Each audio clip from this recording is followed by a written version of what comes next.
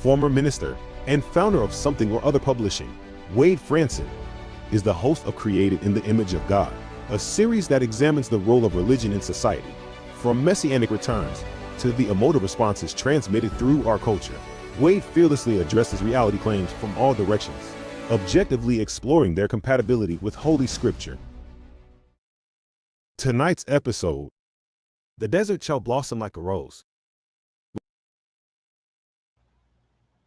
Good evening, everyone. It's Wade Franson, host of Created in the Image of God, the Role of Religion in Society. Tonight's show is the conclusion or the next step in a journey that we've been on.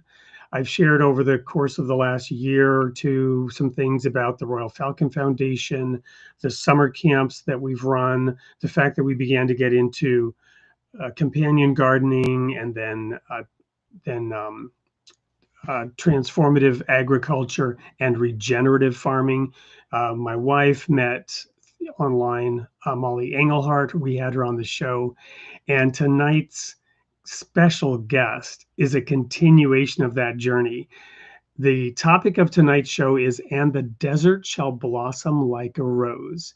And I could not be more excited to introduce you to Paul Hanley, the author of a couple of books related to this topic. Welcome to the studio, Paul. How are you this evening, or afternoon, I should say, for you? For me, it's afternoon. I'm in great way. Thanks so much for having me. It's really good to be here. And it's afternoon for you because I live on the island of Molokai in the Hawaiian Islands. Although I'm a Canadian, I moved here 4 years ago, and exploring a whole new culture and a whole type of, I'm an avid gardener, whole new kind of experience gardening in the tropics from where I come from, where it was mostly winter. So it's 365 growing things and planting. It's fun.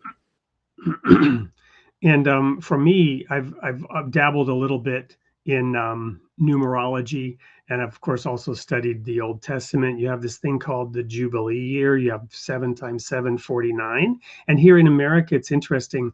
I graduated from high school in the 49th state, and then Hawaii is the 50th state. And to me, there's a symbolic an amazing symbolic prophetic meaning to Hawaii being sort of the Jubilee state, the capstone of this great republic of the West, and that it's got 50 states, and Hawaii is just an amazing place. So we're so glad that you've taken the time to join us here.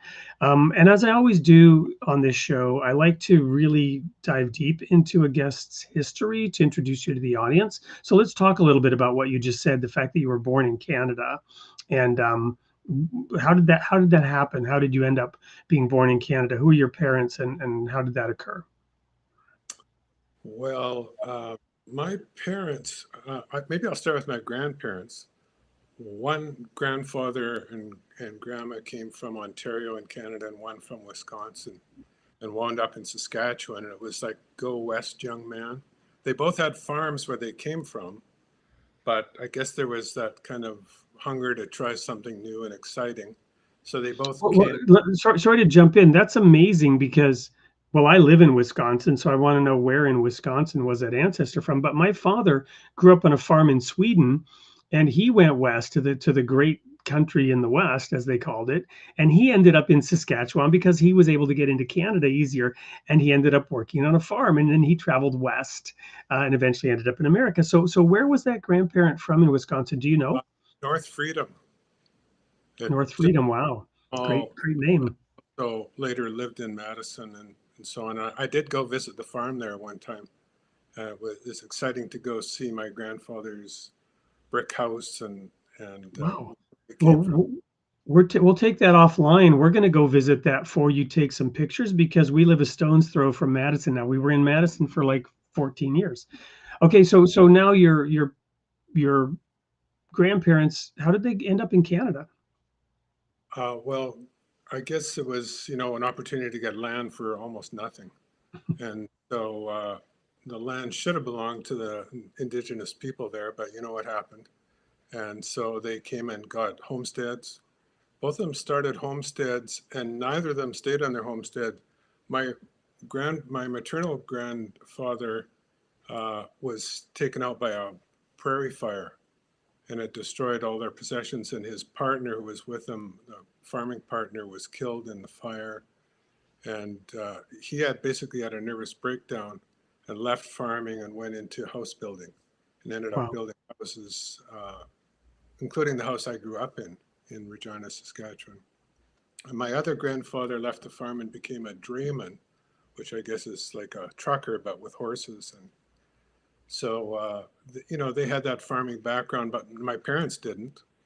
My father was actually a businessman and sold church goods, and he had several church supply stores across Western Canada. We grew up in the Catholic faith, but somehow I don't know, skipped a generation. I got the bug for, not really for farming, but for gardening, and I learned a lot from neighbors and so on about how to grow gardens, and really got keen on it, and then got into the organic farming movement, sort of supporting the organization of organic farming in our area. And that's when I did some of my first books on that topic. Wow. So your first book, well, I'm sorry, the first book that I became aware of was 11, but it sounds like you had books prior to that as well. Yeah, I did a few books on environmental issues, and one called Earth Care, which was sort of a manual for organic farming. No, I'm not the expert. I was the writer, editor, and putting things together. But it actually had a fairly good impact, I think, at the time on giving a lot of farmers who wanted to take a different approach to farming than the kind of chemical approach. And so it gave people ideas of how to do that in a different way. And a lot of that is actually going back to ways that used to be done in the past, before all these chemicals were available. So then, this book 11, which I was that sort of a breakthrough book for you? Did it become popular beyond the previous books, or? Well, so I was a newspaper columnist. So I wrote a column on environmental issues for our local paper in Saskatoon, Saskatchewan, the Star Phoenix, for 27 years. So once a week for 27 years. So I wrote, I don't know what that is, but 1,200 or 1,500 columns over the years. So, I'd written on almost every topic related to the environment. And so I wanted to kind of put together some of the conclusions that I had come up with, and sort of the stark reality of where things are going, with a population anticipated to be 11 billion people by the end of this century. So what were the implications of that, and how could we respond to that? So that's really what that book is about. Awesome. And so, what was it that led you to get into that journalism in the first place? Was it what you had studied, or was it a passion for that topic of environmentalism? Yeah, I think it was a passion for that. I never went to university. When I got out of high school, I kind of, it was sort of the hippie days and back to the land and so on. So I grew the long hair and the long beard and the overalls, and headed out to a rural area and started gardening, and had sort of, I was a beekeeper and this kind of thing. So I got in, sort of took that path, and was very passionate about those issues. And so had some success and some skills in writing. So I just started writing and putting things together, and eventually found some markets for it. Wonderful. And somewhere along the way, religion, other than your Catholic upbringing, entered in, right? Because your next book is Adasiyyah, which was what captivated my wife's interest. And the next segment will reintroduce her as a co-host here to get into that. But I want to just find out a little bit about that transition, because Adasiyyah is a book about the Bahá'í community in the Holy Land in northern Israel. And so, what was it? What was it that led you to move away, in a sense, from some of your Catholic upbringing to embrace a different perspective religiously? I think I really became disillusioned with with religion as a youth. Like, I think a lot of the youth in the 60s and 70s did kind of move away from that. And really, I would describe myself as an atheist for a while. But then I heard about the Baha'i faith. It took me maybe 5 years from when I first heard about it to investigating it and meeting people in the Baha'i community, and kind of reacquainted myself with spirituality, I guess I would say. And it became a great inspiration for me. And sort of simultaneously as becoming a part of the Baha'i community, I was also becoming part of this kind of agricultural, alternative agricultural movement. And I was surprised to find out that the Baha'i faith, even though it is a religion that was established in the industrial era, really has a lot to say about agriculture. So there was actually a lot of material about agriculture in the Baha'i faith as I started to dig into it, to the point where I could, write fairly extensively about that in Adasiyyah, and in other places I've been able to write about that as well.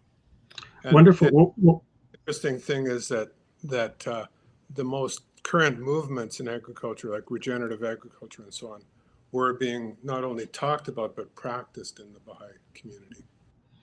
And that amazing story is what we're going to get into in the next segment. So we're going to segue now to a brief video from yourself about your book. And when we come back, I'm going to tee this up with quotes from Isaiah chapter 35, and then introduce my beautiful co-host, my wife, who will be taking us through the next segment. So don't go anywhere. We are just getting warmed up. We're just planting the seeds, as it were. We're just tilling the ground, as it were, on this topic of regenerative farming, the desert blossoming like a rose, prophecy. There is so much more to come. We'll be right back after this. Hello, I'm Paul Hanley. I'm the author of the book Adasiyyah, which is a story of a farming community started by Abdu'l-Bahá.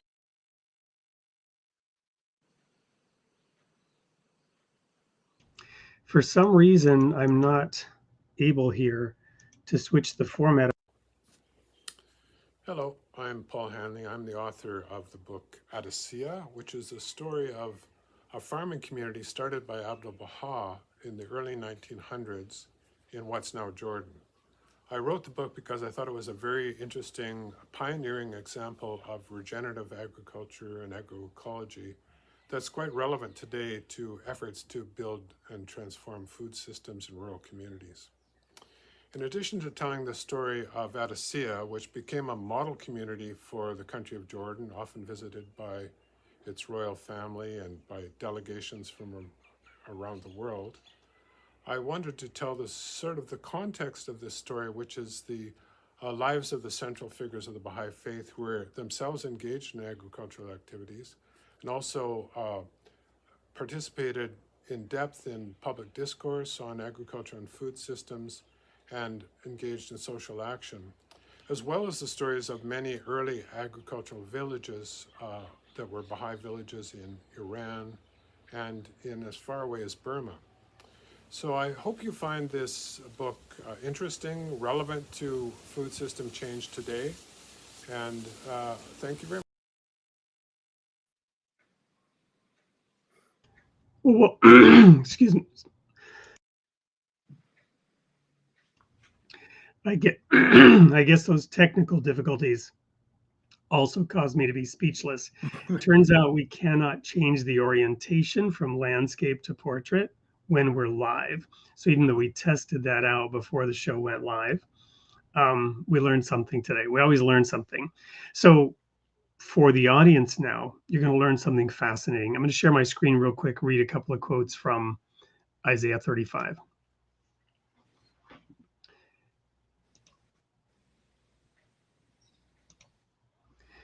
This is the New King James Version. The title of this chapter, The Future Glory of Zion, a prophetic message from the ancient past.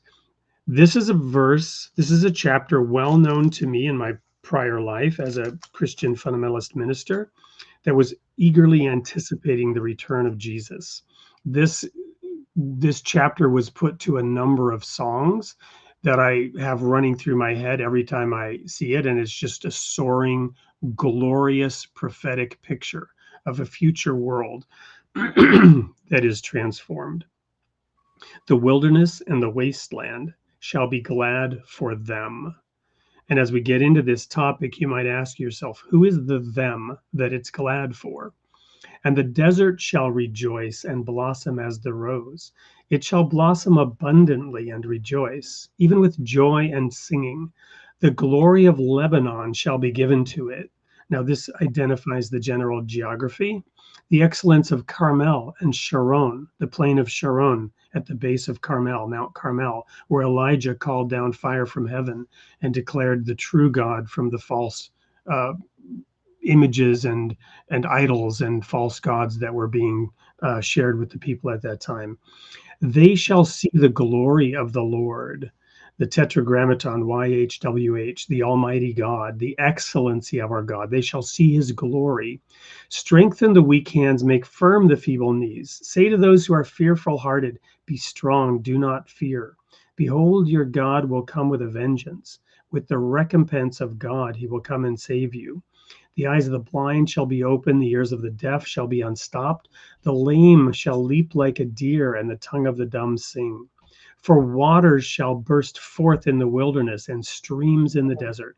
The parched ground shall become a pool, and the thirsty land springs of water.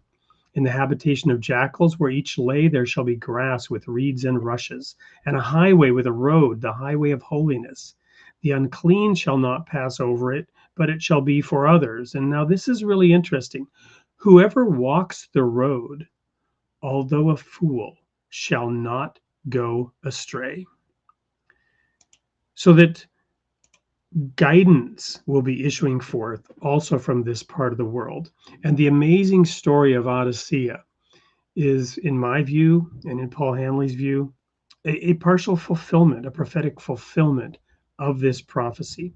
So I'm going to bring my better half, my wife, into the studio now to conduct the next portion of this interview, because while I've dipped my toes in that book and read segments of it, she's actually read the whole thing. So welcome, Angela, and I'll bow out, and she'll take over this next segment. Hi, happy to be here with you to go over your book. I'm excited about this topic. I love the book that you've written. It's so amazing. I wanted to start with sharing a little story of how I learned about it. I actually heard about regenerative gardening or farming from Dr. Zach Bush, and he is a medical doctor who treats cancer with food. And he noticed that some of his patients were getting better and some were not because of the type of food that they were eating. And then he got into learning about the soil, and now he's working and has a mission across this country working with farmers to help with regenerative farming. And he talks about the mission of helping to transform this planet and transform this earth through this farming technique and approach. And I studied it in order to prepare for a youth camp, and I teach the kids about this idea of regenerative farming and the soil. And so when your book came out and I saw it, I was so excited to read it. And I immediately went to the back of the book because it talks about how to apply it today in the 21st century, and using this model of farming that actually was in the early 1900s during World War I. So I'm excited to be here to talk to you about it. A little bit of synchronicity there. Yeah, I know. It just is amazing, and excited to be a part of this mission. I want to learn more and be a part of the mission of this regenerative farming because I think it can solve so many issues that we're seeing here on this earth. And so just looking at your book and reading it, I have read most of it. Wade said I read all of it, but I have read most of it. But some things that stuck out to me, one thing, loved all the stories, the one about Abdu'l-Bahá and the son of Baha'u'llah, how he was so loved, and one about the pilgrim whose luggage the thieves took the luggage, and then they said, oh, well, the silver was for Abdu'l-Bahá. So they gave the silver back because Abdu'l-Bahá took care of them so well in the Holy Land. He said they housed and clothed him and gave them food, right? Um, so during the Baha'i farms in the Holy Land, one of the quotes in Baha'u'llah, the founder of the Baha'i faith, mandated that Abdu'l-Bahá buy land in the Sea of Galilee and the Jordan River. And Abdu'l-Bahá says, I never dreamed of buying land bordering on the Sea of Galilee and the Jordan River, but the blessed perfection, Baha'u'llah, commanded me to do so in consideration of their biblical sacredness and their historical association, which run back into the oldest antiquity, thus connecting in a prophetic manner this new dispensation with Judaism and Christianity. Wanted you to just talk about that biblical sacredness of this area in Israel, the Sea of Galilee and the Jordan River, that significance to us. Yeah, yeah. Well, remember that Baha'u'llah and his family, including Abdu'l-Bahá, were exiled to the city of Akka in what's now Israel, to Palestine at the time, which was a prison city. And so for a long time, they were actually just imprisoned in a prison within the city, and then they were later allowed to go into the city and live there, but was still inside of a prison city. But over time, they kind of won over the guards and the governor of the city and were allowed to go out a little bit into the country. And some of the Baha'is in the community there were allowed to go out and even to start some small farming ventures. And then, as you said, Baha'u'llah instructed Abdu'l-Bahá to buy lands in the Jordan and Galilee area. Well, we know from our Bible stories, if we know them, I'm not that versed in it, but growing up a Catholic, I heard some of these stories at least. But of course, this is the place which was very, very special to Christianity.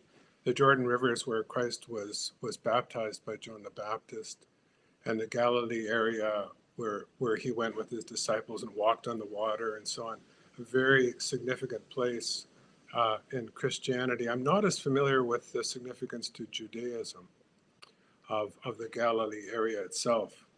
But very interesting that Baha'u'llah instructed the Baha'is to go, and they did buy a number of villages in that area. There was about 5 villages, including Adasiyyah. Adasiyyah was a little further away from Galilee, but in the Jordan Valley. So I think, yeah, a beautiful connection that's made with Christianity and Judaism and also the Baha'i faith. Mm-hmm. And at that time, so that was during World War I, it said that in your book that comparatively a small sum of only a few £100 was required to purchase this. And how many acres of land was purchased for a few £100?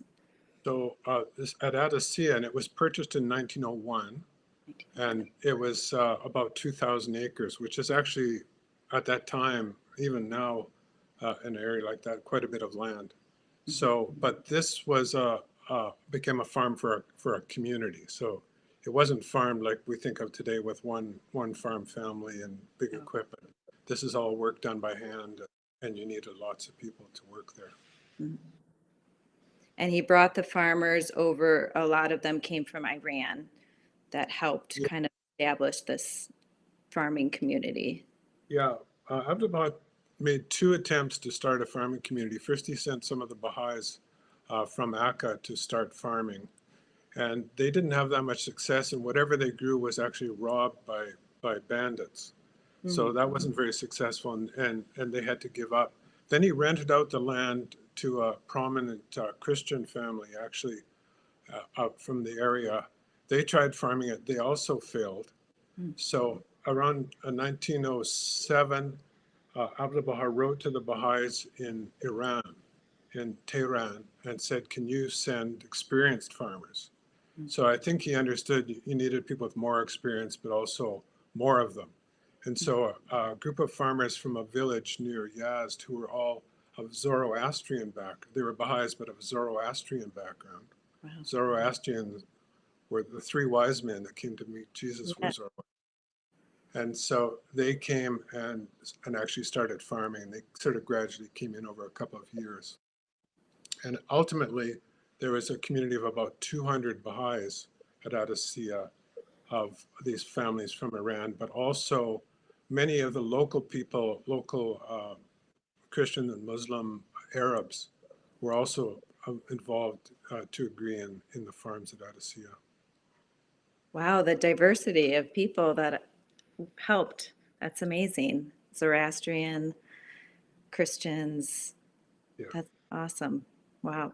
Yeah, and it wasn't easy. They had to overcome language issues, and it was kind of a very lawless area under the Ottoman Empire. It had been neglected, so there was a lot of bandits, and there were many incidents where the Baha'is were robbed, and so part of the issue was finding ways of kind of building the social nature of community in the area, which Abdu'l-Bahá helped with. Mm-hmm. And they were faced with many challenges, one being the heat, another being malaria, and that the land was neglected. So it took a lot for them to establish this community, and that they were able to bring this idea of regenerative farming during this period of improving the soil and improving the land, which... Yeah, so the land in the Jordan Valley, which today is sort of the richest farmland in both Israel and Jordan, at the time had been neglected by the Ottoman Empire for a long time, and it was depopulated. Most of the farmland had grown back into thorny scrub brush, and also in the place where Adasiyyah was, there was a malarial swamp in the middle, and there were also venomous snakes and other wild animals and so on. Plus, it was extremely hot there. And so Abdu'l-Bahá was very transparent, and he said, I'm inviting you to these farmers. He said, I'm inviting you to the most inhospitable place in the world. But he said, however, over time, God will change it. God will even change the weather in your benefit. So there was initially there was no houses or anything. They had to build mud houses initially, and with hand tools, dig out all the roots of all these thorny scrubs and really start literally from scratch to get a farm going. Wow. But they transformed, and at some point the land then was, I read somebody bought part of it and said it was like paradise when they got there. Yeah, yes. Yeah, gradually they did transform it, and initially they just started growing wheat and barley and basic grains like that. But Abdu'l-Bahá advised them to diversify. So one of the important things they did was to diversify into many, many crops. At one point I found, I think, about 60 different crops and animals that they had on the land. And, he introduced practices like adding livestock, so you had manures to enrich the soil, using cover crops, using legumes in rotation, and so on. But also introducing a lot of perennial plants like fruits and nuts and so on. Mm-hmm. So it became a very kind of a complex mixed farm, and gradually they were able to add irrigation and so on. So it became a very, very rich and prosperous farm in time. Wow, amazing. Also during so the primary crop was wheat, right? And that was the time when Abdu'l-Bahá was called knight commander, I guess was the term, or what he was knighted. I've heard the story many times, so reading kind of some of the details was really awesome to learn about these details of that the main thing that was distributed during this time of famine. Many people were starving, and this was early 1900s during World War I, but he was able to produce a lot of the wheat on these farms and then take it from the farms into Haifa and Akka, correct? I read like 200 camels was mobilized to carry the wheat into Haifa, and 400 camels were delivered, and they stored the wheat underground.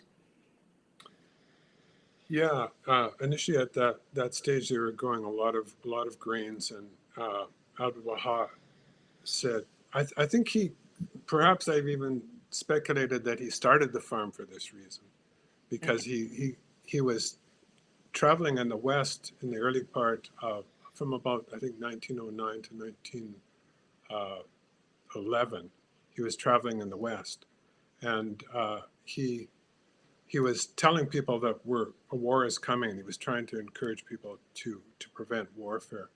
So when the war did happen, he was able to muster the Baha'is in Adasiyyah to take all the wheat that they had, other than what they needed for themselves and for seed for the next year, but also to go to all the other farms and buy up all the wheat that they could. And then they put together a camel caravan and took it into Akka and Haifa, and apparently saved a large part of the population by doing that. And also, when the British Army defeated the Turks and took over the area, he was also able to give grain to the British soldiers who didn't have enough supplies themselves. So that's the reason why he was knighted. He was knighted. He never used the title Sir Abdu'l-Bahá Abbas. Yeah, amazing. Amazing story. I love it. All right, well, we're going to be taking a commercial break right now. And when we get back, we'll talk about the impact that your work is having on the Baha'i community in Israel and what's next for you. Okay. Hi guys, I'm Molly Englehart, plant-based chef and regenerative farmer. And I want to show you guys a little bit what we're doing to divert plant material from my restaurants and bringing it back to the farm, creating soil and closing that loop. We always talk about the problems with the environment, and we talk about gas, and we talk about coal, we talk about fracking, but actually the number 3 environmental problem is methane coming out of the landfills. And what is creating that methane is food waste, food scraps, yard scraps, biomass going into the landfill. And so each and every day in our restaurants, we collect 100% of that biomass and we bring it back to the farm. If you imagine buffalo cauliflower at Sage, it's delicious, people order it all the time, but think about that big chunk that you cut off the bottom of every single cauliflower. We fill a 55-gallon drum of those every single day. And so that, along with kale stems and citrus and avocado peels and avocado pit, gets loaded by liftgate onto a box truck. That box truck goes around to all of our restaurants. And we come back to the farm. So every day the compost from the restaurant gets dumped, and then we cover it with manure.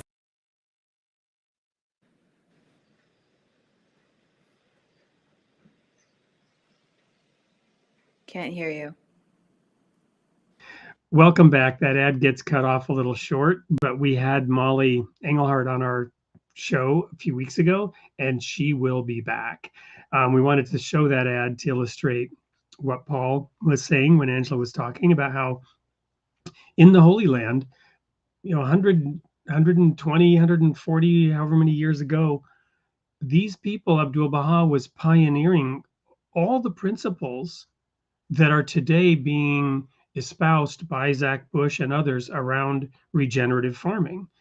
And Molly is a practitioner with a farm down in Texas. So Paul, in your estimation, how profound is the pioneering work that was being done by that Baha'i community, having studied into it, having read the book? And are we feeling the reverberations around the world right now? Yeah, I found documents by the Food and Agriculture Organization in the United States, United Nations, where they listed basically the principles and practices. They listed 24 practices that were kind of at the cutting edge of regenerative agriculture, which is agriculture that actually restores and replenishes the landscape rather than just taking from it, as industrial agriculture does. And every one of those practices, this is a document that came out in 2018, I think it was. Every one of those practices was being practiced 100 years earlier in Adasiyyah. So, and many of these ideas are not new. They were being practiced by indigenous peoples in in the past for a long time.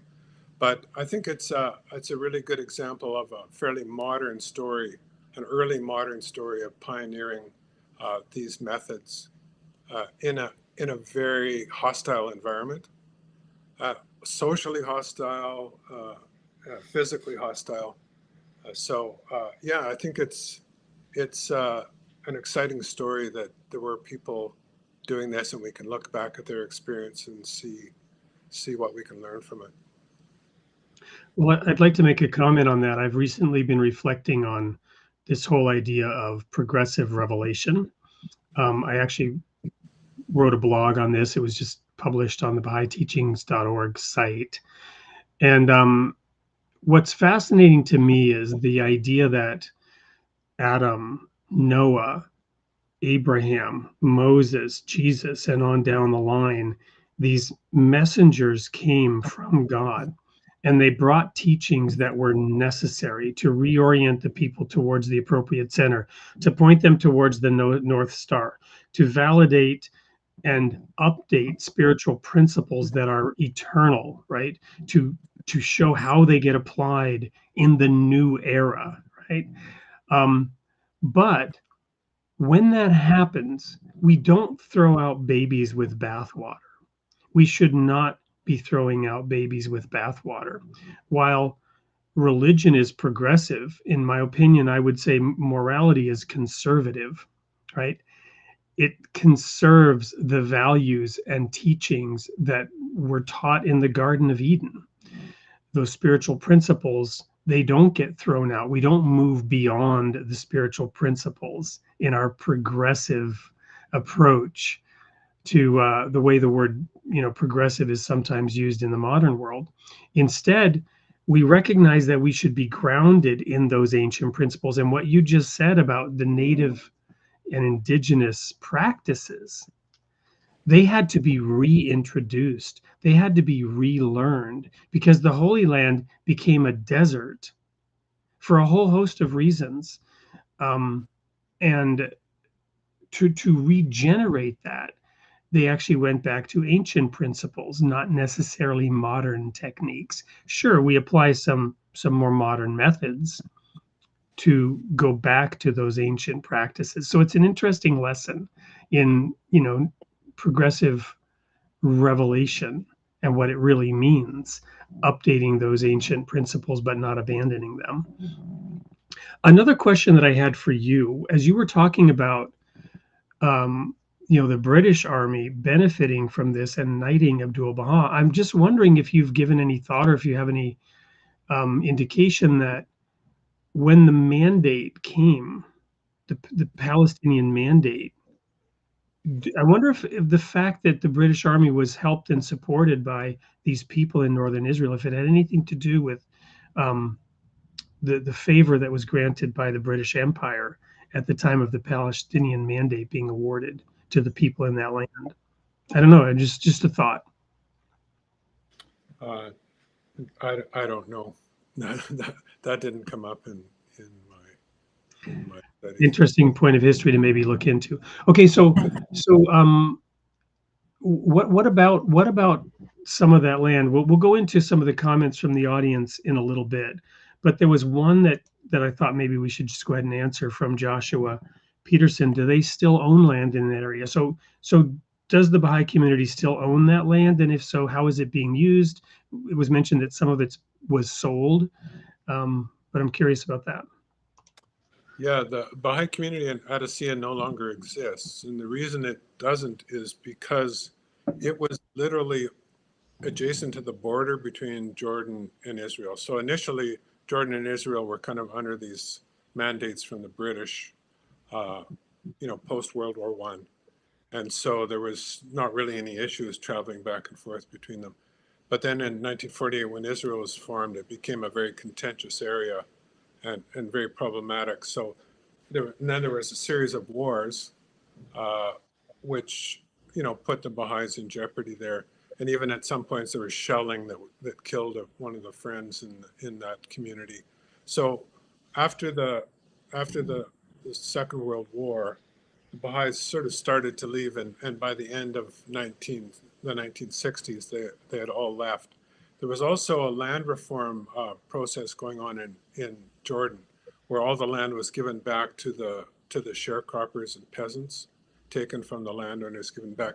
So the Baha'is were offered, the individual Baha'i shareholders, sharecroppers in the land at Adasiyyih were offered the land, but they wouldn't take it because Abdu'l-Bahá had said this land is an endowment for the Baha'i community in Israel, for the Baha'i World Center. So they didn't take it, and eventually it was taken over by the government and given to other people. So Was that the Jordanian government or the? by the government. They tried to give it to the Baha'is, but the Baha'i individuals wouldn't take it. So Interesting. after that, they left and moved to other parts of the country and even around the world. Wow. Oddly, after I wrote the book, I was trying to find people when I was writing it who were from Adasiyyah. I mean, in 1970, those were the last people, but I figured there'd be family members and some of the older people.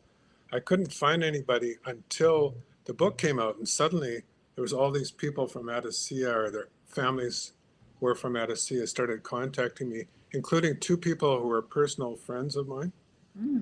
I'd never known that they had families from there. It's amazing. Angela, did you have any follow-on questions? So you were starting to talk about that, the United Nations 2018 document that talks about directing the attention to strengthening the livelihood of the poorest, right? Building better rural-urban linkages and empowering rural people to become critical agents of change can lay the foundation to leave no one behind. Thinking about regenerative farming again as a solution to some of the problems of today,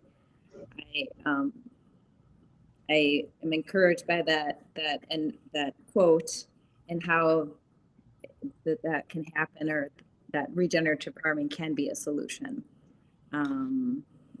Yeah, I think there's a whole social side. So we've talked a bit about cropping and diversification and so on, but there's a whole social side to community development that Baha'is, even in Iran, in the early days of the faith around 1870, there were a number of villages that became Baha'i, the whole village, and they were encouraged by the teachings of Baha'u'llah to sort of change their practices and actually became very prosperous communities because of the practices. And the same practices were employed in Adasiyyah. So Abdu'l-Bahá really encouraged a different form of land ownership. He was actually the owner of the land, which was the typical practice at the time. And the Baha'is were sharecroppers, but he gave them a much larger percentage of the share of the crop than the regular landowners. And he was also directly involved, so he wasn't just an absentee landowner. But then he encouraged people to, for example, form committees and so on to organize their own affairs. Eventually they formed a local spiritual assembly, which was an elected governing body in the community. And they used the principle of consultation, first praying together to discuss all the issues on the farm, any problem that there were, they'd pray, and then they'd consult using Baha'i principles of consultation. So this way they would be able to solve their problems. Also, they became involved in the community. They were encouraged to learn how to speak Arabic so they could associate with people, and gradually kind of won over their neighbors to be friends, often employed neighbors on the farm, and actually helped to build a regional economy. So there were a lot of social principles, and in regenerative agriculture, and also another term is agroecology, which is kind of modeling your agriculture on ecosystem principles. They were able to, I guess, develop a very rich community life, and also employ, really advanced practices in agriculture as well. So it was kind of a combined effort in community development. And even the principles of having educational programs for children, for youth, for having adults to study together and to pray together. These are practices which are now being employed by Baha'i communities all around the world, whether they're farming communities or not. Building those vibrant communities and how agriculture can be a part of that community and an important part of it, but not always a part of it, but important part. Yeah, for many Baha'i communities in the world, they are agricultural. The biggest Baha'i community in the world is in India. So many of the people there are in villages, and same with Africa and South America and so on.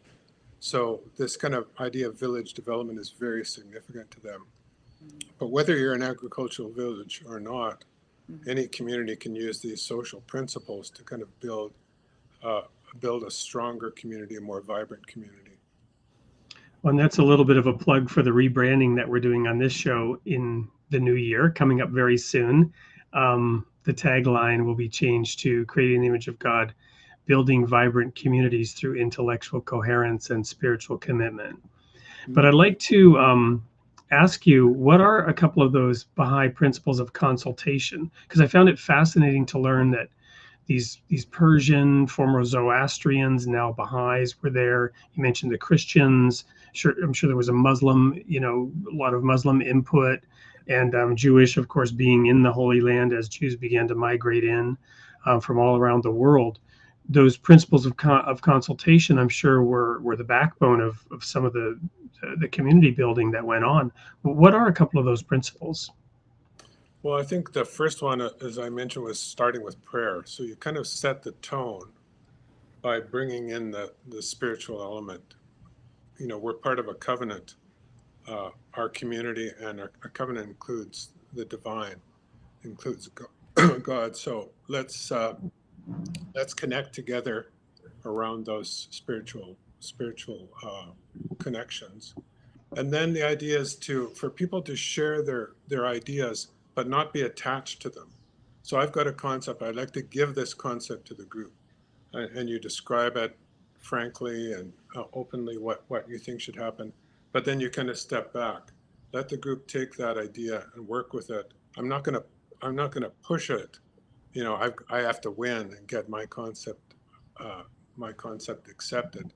But you make your argument, step back, and be detached, and everybody else does the same. And then you look at the ideas that are presented, and you choose what seems to be the best approach. Then carry it out, and then you can go back and assess. Well, did that work? Was that effective?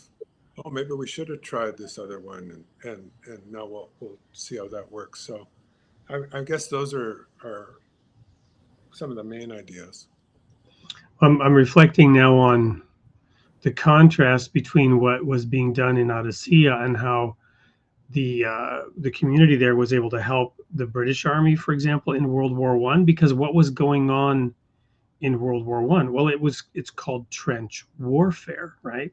And if we're not bringing that humility, if we're not bringing words mild as milk, the love, the spiritual overview that ultimately it's in the hands of God, inshallah, then we end up in trench warfare, right?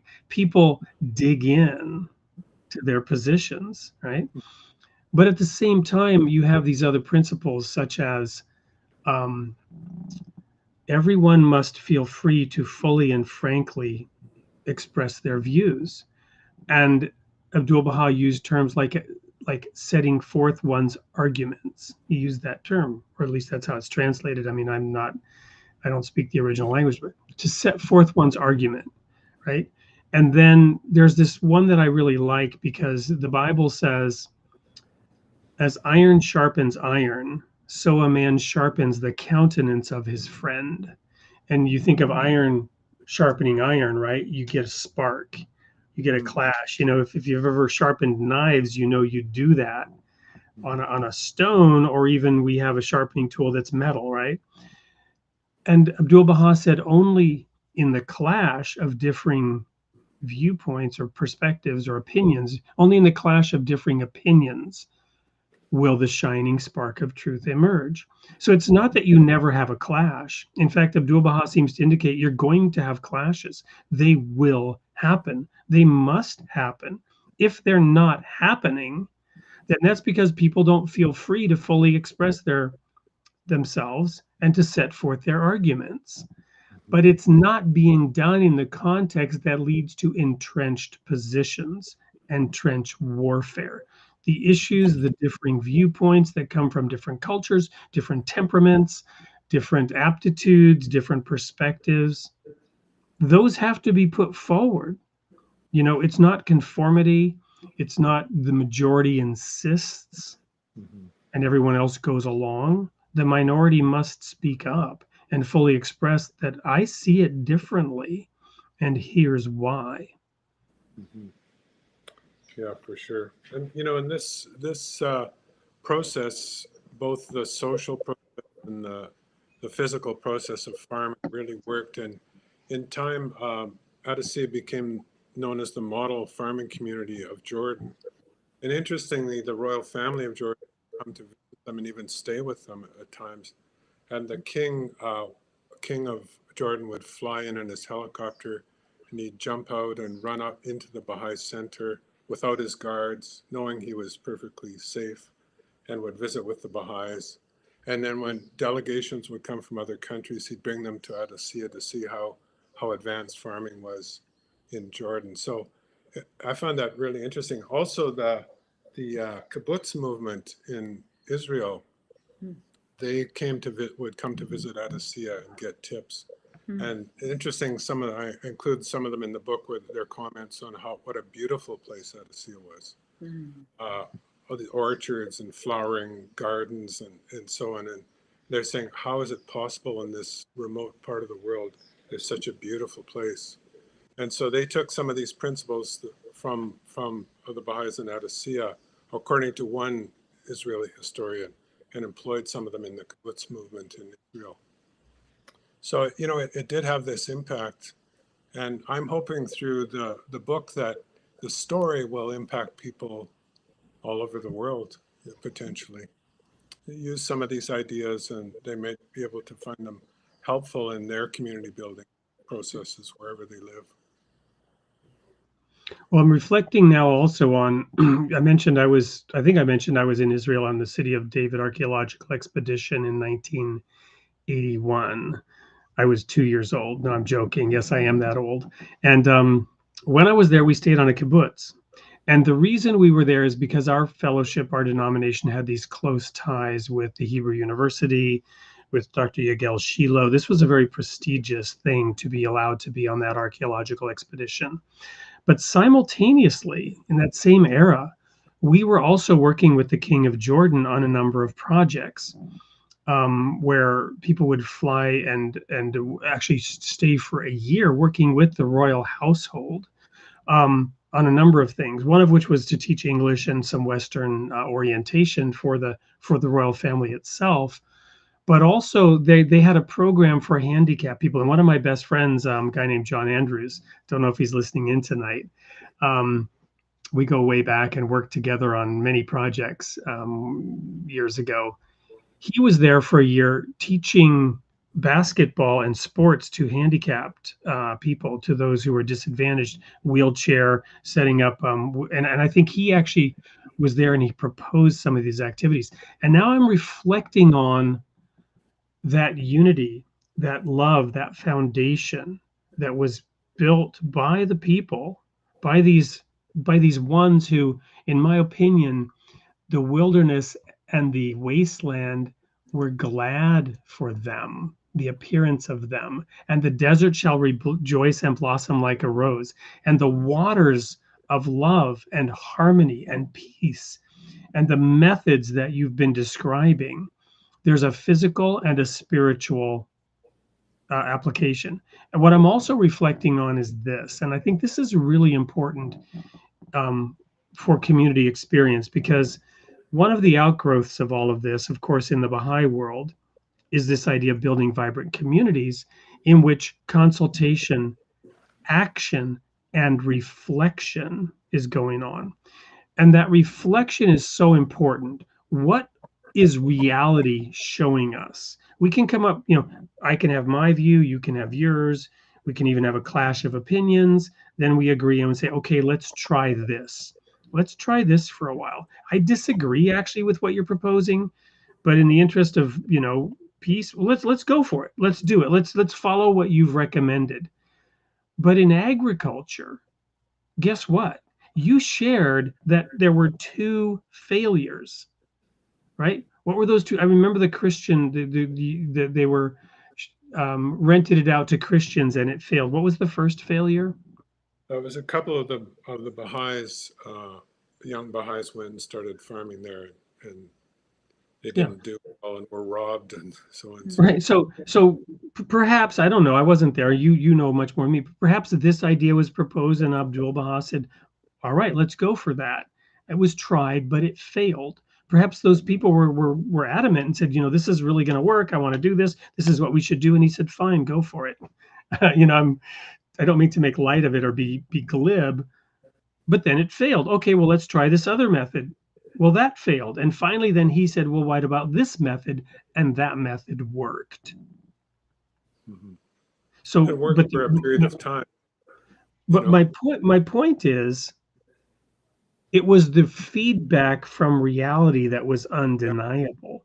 It wasn't an ism or a theory or an ideology that could be pursued indefinitely. But the feedback caused them to reflect and say, we've got to do something different. Despite the fact that it sounded like a great idea and so thought it would really work, and we tried it, but it didn't work. Now we're going to try this instead. I think that's important for a learning community and for, developing vibrant communities. Yeah, I think going ahead and doing something is really important. Do something, see how it works, reflect on it, and then make your adjustments. But if you all stay in the world of theory all the time, you never really know if it was applicable or not. So do it. Well, that's a great segue to our next commercial break. With your permission, Paul, we're going to go just a little bit late to engage with the audience a bit. But we're going to go to a quick commercial break from the Royal Falcon Foundation, something that my wife and I and some others have founded, that's running programs for youth and junior youth, teenagers, and focused on agriculture as a basis. Comes out a little bit in this video. When we come back, we'll engage with some of the audience input. Don't go anywhere. Welcome to the Royal Falcon Foundation.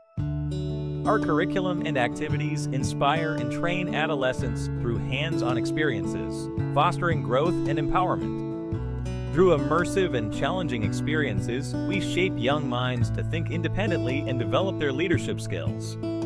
Our programs foster new friendships and unity, shaping young leaders to tackle real-world challenges with confidence.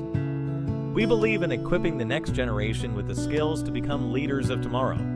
Join us at the Royal Falcon Foundation and be part of a journey that empowers, unites, and inspires. Double your impact with our matching grant. Until the end of 2024, every tax-deductible donation to the Royal Falcon Foundation up to $1,000 will be matched dollar for dollar. Visit our website to donate now or email info@royalfalconfoundation.org for more details. Together, we can make a greater difference.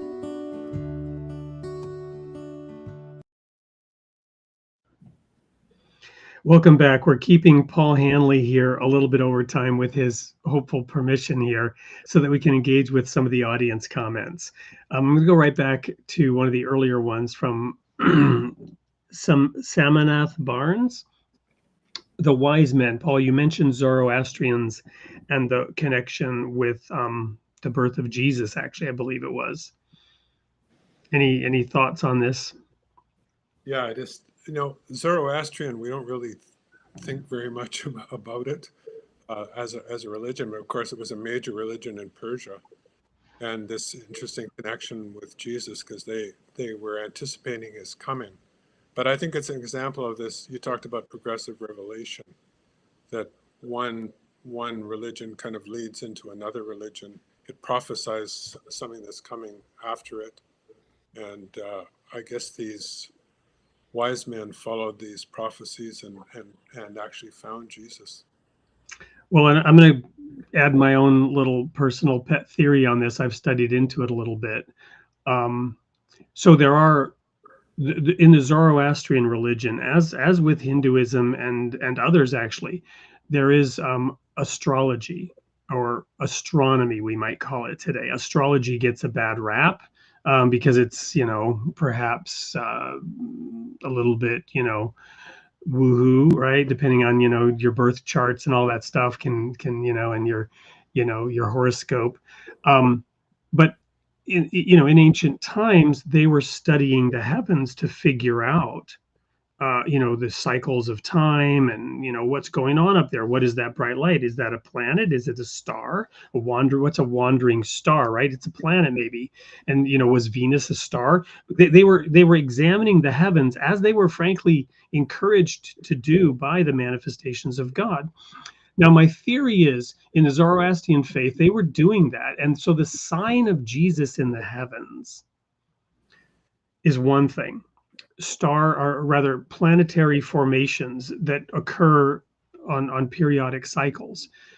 But also under Nebuchadnezzar, Daniel was brought into the royal household. And there was a confrontation between Daniel and the wise men, right? The Zoroastrian magi that Nebuchadnezzar was looking to. And Daniel upstaged these Zoroastrian wise men in that King Nebuchadnezzar had had a dream that disturbed him, and he wanted his soothsayers, his magi, his religious advisors to tell him what the dream meant. And this is all recorded in the book of Daniel. And it says that Nebuchadnezzar, being a smart king, said, "No way I'm telling you what the dream meant. You'll make something up, and how am I going to know it's true?" Right? This is me interpreting what's in there.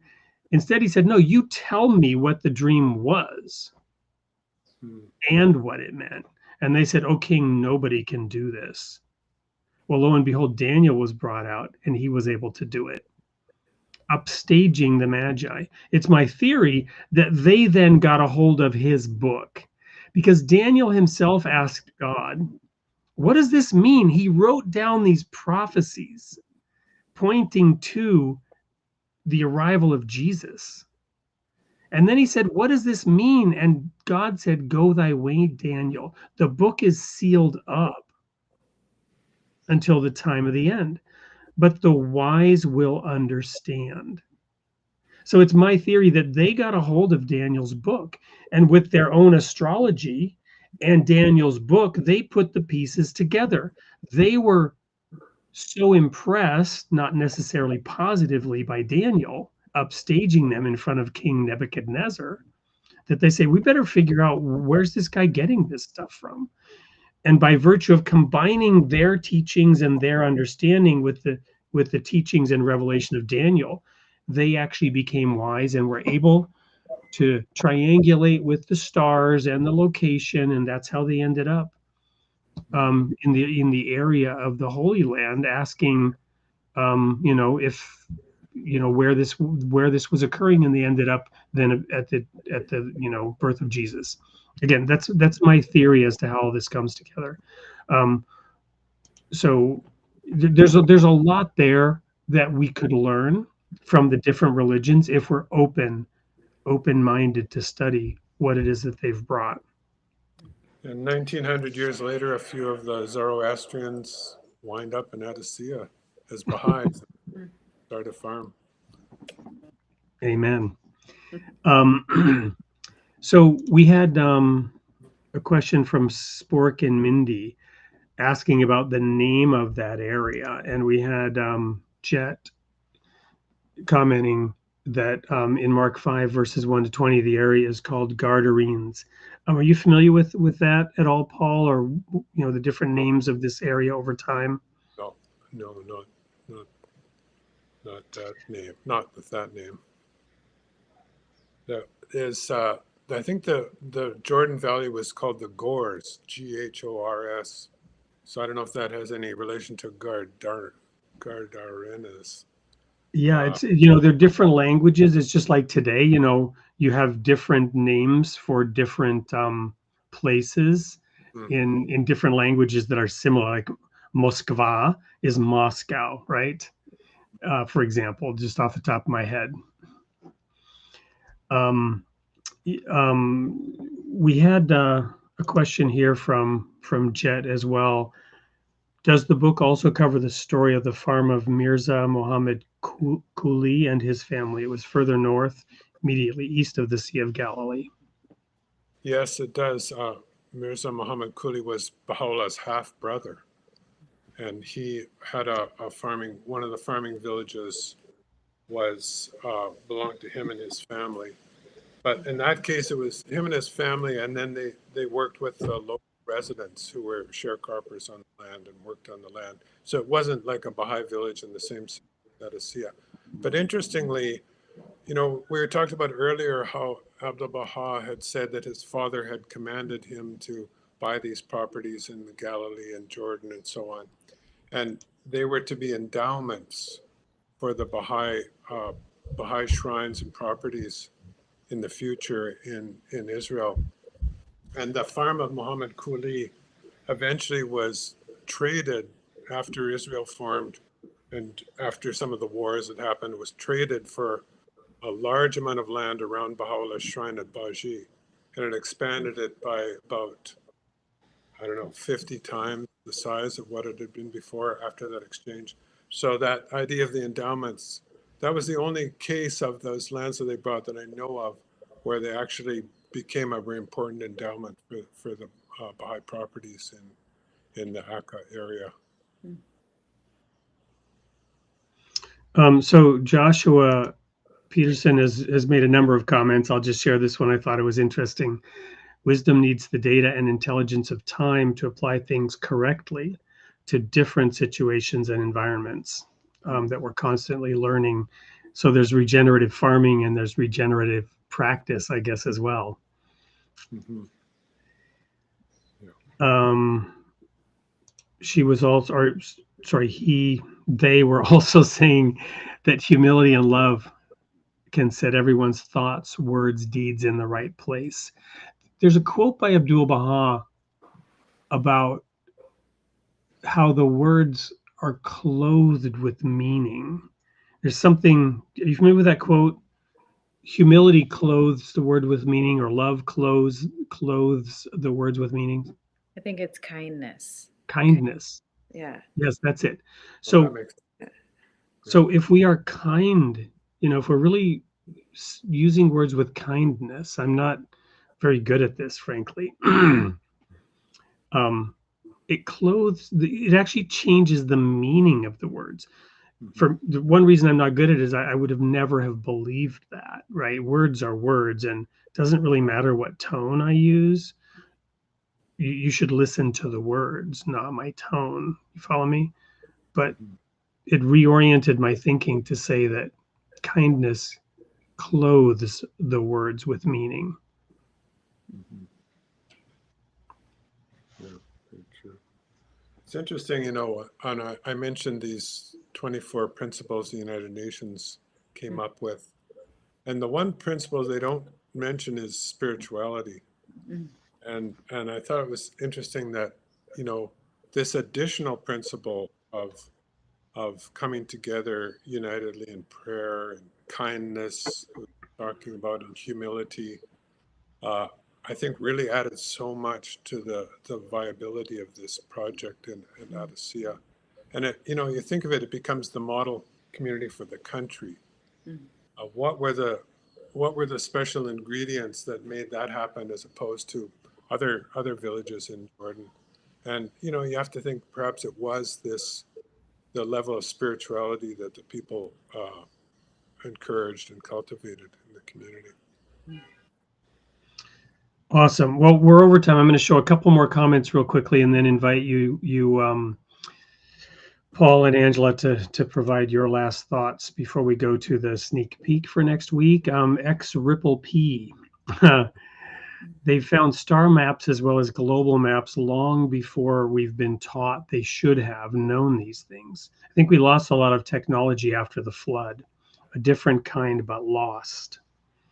And I remember touring Egypt and having an incredible tour guide that showed us some of the early pyramid writings. Now, we were in Luxor, the Valley of the Kings, and we saw the hieroglyphics and the writing And but these earliest step pyramids in Mesopotamia, they had a completely different kind of markings inside the pyramid, and there are various speculations about how they were harnessing energy to move these stones and vibrations, and that there were technologies available in ancient civilizations that were utilized that have been lost. It's an interesting thought.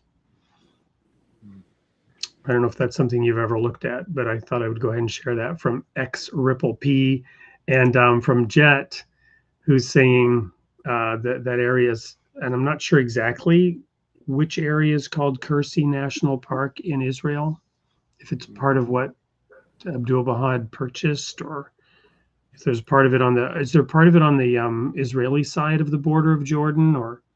Yeah, this is, none of those lands are part of that national park. Okay. So I think one more comment, well, two more comments from Bert Lawrence. Welcome back, Bert. Bert is a former guest who's spent a lot of time studying the Holy Land and the temple site of Solomon. Love to have him back on the show. He talked about, or he mentioned the wise men brought the wealth of Daniel to Jesus. Interesting thought there.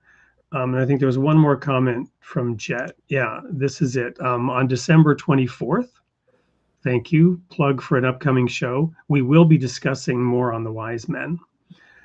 And that's a great segue to the sneak peek for next week's show. We can do final thoughts after that, unless there's something, Paul and Angela, that you'd like to add now. Nope. All right. Well, when we come back, we'll hear your final thoughts. Let's go to the sneak peek. We have a returning guest, and today we talked about the ancient connections to the Sea of Galilee in this area, and we didn't have much to comment on the Jewish connection to Galilee and how they looked at that area. But next week we have someone coming who will probably be able to speak to that. Stay tuned.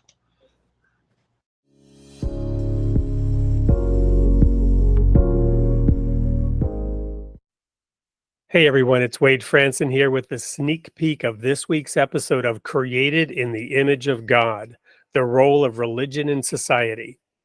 Each week, Tuesday at 8 p.m. Central, we introduce you to a fascinating guest to talk about a subject of spiritual importance and current relevance. This week is no exception.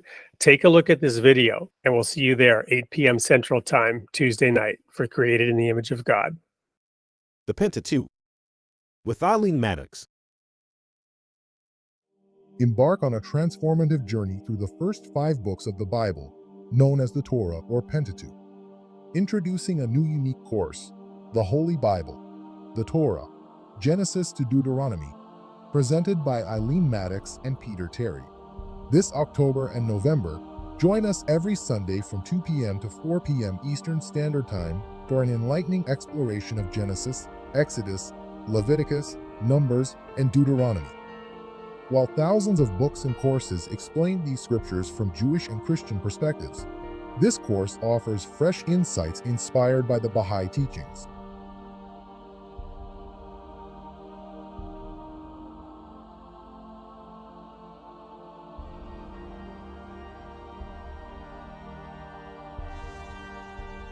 In these sessions, Eileen and Peter will delve into the profound connections between the Torah and the Bahá'í faith, revealing how the sacred biblical texts foresaw the advent of the Bab, Baha'u'llah, and the Bahá'í faith, and how they continue to inspire and guide us today. Together, they will uncover the timeless wisdom and enduring relevance of these ancient scriptures. Eileen Maddox, author of 1844, Convergence in Prophecy, and The Coming of the Glory trilogy, and Peter Terry, scholar, prolific author, and former instructor at Wilmette Institute, bring their extensive knowledge and remarkable perspectives to this course. As frequent contributors to the Baha'is of Clear Waters Exploration series, Eileen and Peter are committed to sharing these exclusive insights with a broader audience. And, as a special offer, all course participants will receive exclusive discounts on Eileen's books through her publisher.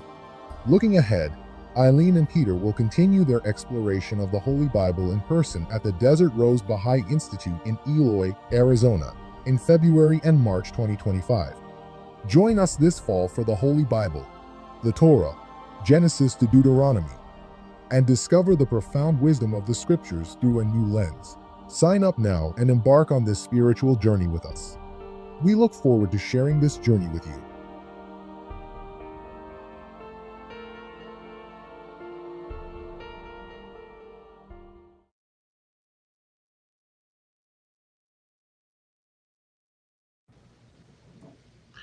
We hope you'll all take the time next week, even in this busy holiday season, to join us for that wonderful presentation on the Pentateuch.